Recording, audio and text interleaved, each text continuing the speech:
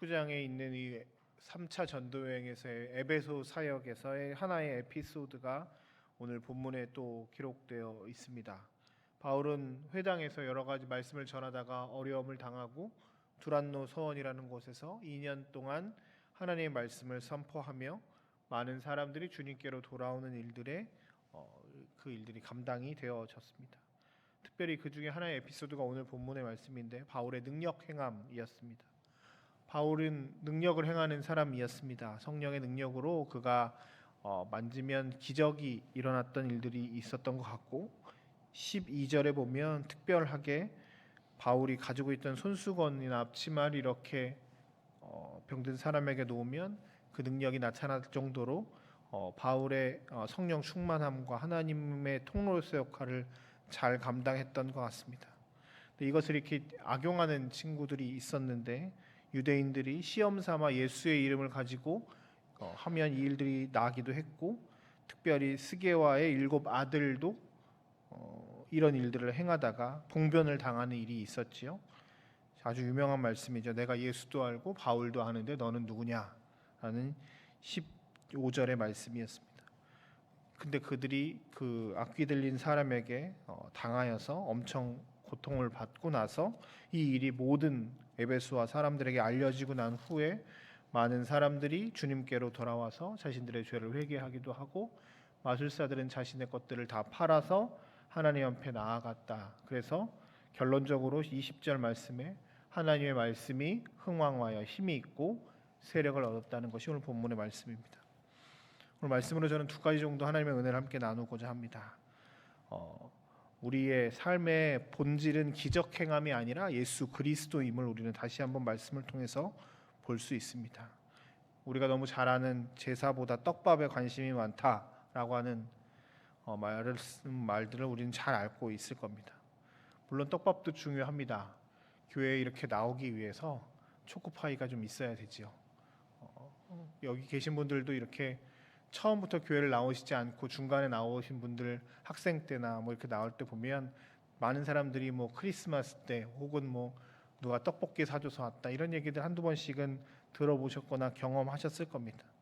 그런데 이게 신앙의 깊이가 깊어질수록 그 떡밥보다는 제사에 하나님께 더 이렇게 향하는 것이 우리들의 모습이 되어야 할 것입니다. 바울은 하나님의 사람으로 복음을 전하는 사람이었습니다. 그리고 그 복음의 능력이 나타났습니다. 그 능력이 바울 개인의 힘과 능력이 아니라 주님께서 주시는 능력이었습니다.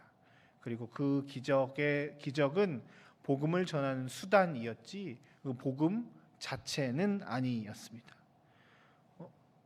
바울의 오늘 본문의 말씀을 보면 이렇게 손을 얹어서 기도하며 병이 낫기도 하고 귀신이 물러가기도 하는 놀라운 기적이 심지어 그의 옷이나 손수건이나 앞치마를 가져다가 하면 그런 능력이 나타나기도 해서 사람들이 그것을 따라하는 일들도 있었습니다. 어쩌면 에베소라고 하는 그 곳이 우상들이 많이 있는 그런 곳이었고 그곳에 하나님의 능력이 복음이 나타나기 위해서 이 기적들이 사용되어진 것 같기도 합니다. 그런데 우리가 기억해야 할 것은 기적이 우선이 아니라는 사실입니다. 신앙의 본질은 기적이 아니라 그 기적의 시작점인 예수 그리스도여야 한다는 것이죠. 신앙은 오늘 제가 그 책에서 보니까 컨트롤하는 것이라고 이야기하더라고요. 신앙은 나의 삶을, 나의 마음을, 나의 신앙 그 매일의 삶을 하나님께 맞추는 우리의 삶을 컨트롤하는 작업이다라고 하는 말씀에 참 여러 감동을 받았습니다. 주님이 원하시는 것이 무엇인지를 계속 깨닫고 주님이 원하시는 것을 계속 맞추려고 하는 것, 이것이 신앙생활이지 그것으로 인하여서 나오는 파생된 어떤 것들을 누리는 것이 메인이 돼서는 안 될 것입니다. 예수께서 말씀하셨던 하나님의 나라, 하나님의 뜻이 우리에게, 우리 가정에, 우리 교회에, 우리 나라에 이루어지기를 소망하며 그 하나님의 뜻을 따라가는 것이 신앙생활의 본질이어야 합니다. 오늘 다른 것, 치유와 회복에 관심이 있는 것이 아니라 그 치유와 회복하시는 주님께 관심을 두는 것, 오늘 주께서 오늘 우리에게 우리의 신앙생활을 점검하라고 말씀하십니다. 물론 저도 늘 소망하는 것이 있습니다. 저도 어렸을 때부터 기도하면서 병 고침을 나았던 경험들이 있어서 저도 이런 능력이 저에게 있기를 소망하고 기도합니다.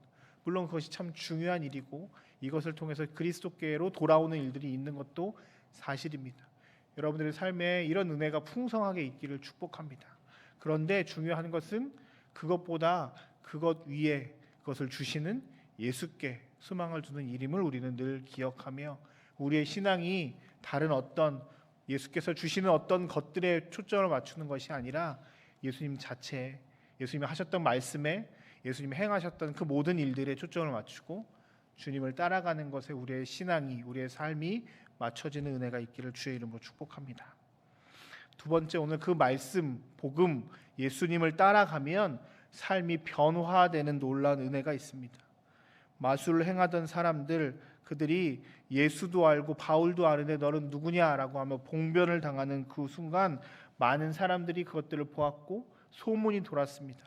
그러면서 17절부터 19절까지 그들의 삶이 예수 그리스도가 행했던 것들이 나타나자 사람들이 두려워했고 17절입니다. 예수의 이름을 높였고 18절에 많은 사람들이 자복하고 자신들의 죄를 알렸고 19절에 보면 자신들의 삶을 돌이켜서 책들을 다 팔아버리고 태워버리는 일들이 있었다고 이야기합니다.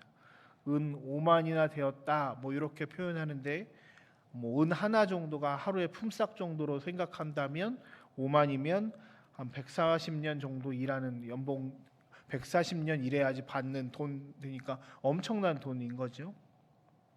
이 시절 마술을 행할 수 있는 책들이 좀 비쌌다고 하는데 어찌됐건 이게 돈이 중요한 것이 아니라 이제 나는 그런 삶을 살지 않겠다라고 하는 결단의 표현으로 책을 태워버린 거니까 이제 내가 따라가고 나의 삶에 가장 중요한 것이 마술을 행함으로 나의 이득을 얻는 것이 아니라 진짜 마술을 행하시는 분, 진짜 능력을 행하시는 분 예수를 따라가겠다는 결단의 표시였겠지요. 예수께서 주시는 놀라운 은혜를 받은 사람들, 예수님을 만난 사람들, 복음을 접한 사람들은 변화되게 되어 있습니다. 그래서 그들의 삶을 자복하고 회개하며 하나님을 찬양하며 자신의 지금까지의 삶을 돌이켜 이제 주님 뜻대로 살겠습니다라고 하는 믿음의 결단들을 하는 사람들입니다. 그리고 오늘 이 말씀은 우리에게도 적용됩니다. 우리가 늘 같은 신앙생활을 하고 새벽에 기도를 하고 하지만 우리의 본질적인 삶의 변화가 이루어지지 않으면 다시 한번 주님께로 돌아오는 은혜가 있었으면 좋겠습니다.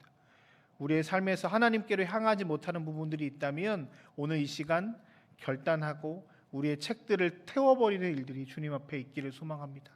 하나님께서 주시는 놀라운 은혜 가운데 하나는 복음을 받아들이면 예수 그리스도가 나의 삶의 주인이 되면 우리는 변화되게 되어 있습니다. 결단하고 하나님께로 나아가길 소망합니다. 왜냐하면 그것이 가장 진리이고 좋은 일임을 우리는 직감적으로 알기 때문입니다. 우리가 하나님께로부터 난 사람들이기 때문에 가장 좋은 것, 그것을 본능적으로 알 수 있는 능력이 우리 가운데 있습니다. 우리가 하나님의 형상을 닮은 사람들이기 때문입니다. 오늘 말씀을 인하여서 사람들이, 에베소 사람들이 변화되고 회개하는 놀라운 능력을 경험했던 것처럼 오늘 우리 모든 성도님들께서 오늘 이 말씀을 통해서 함께 같이 기도함으로 하나님께서 원하시는 것, 나의 삶이 하나님께로 맞춰지는 것, 하나님께로 돌아오는 것, 우리의 신앙의 본질이 회복되는 일에 놀라운 은혜들을 우리가 경험하고 오늘 이 시간 결단하고 혹 내가 변화되어야 할 부분들이 있다면 2024년에 한 걸음 더 주님께로 향하며 하나님이 원하시는 삶을 살아내는 저와 여러분들의 삶이 되시길 주의 이름으로 축복합니다. 우리 함께 같이 이 시간 기도했으면 좋겠습니다. 말씀을 기억하시면서 하나님께서 우리에게 원하시는 것들을 이루어내는 오늘 하루, 오늘 한 해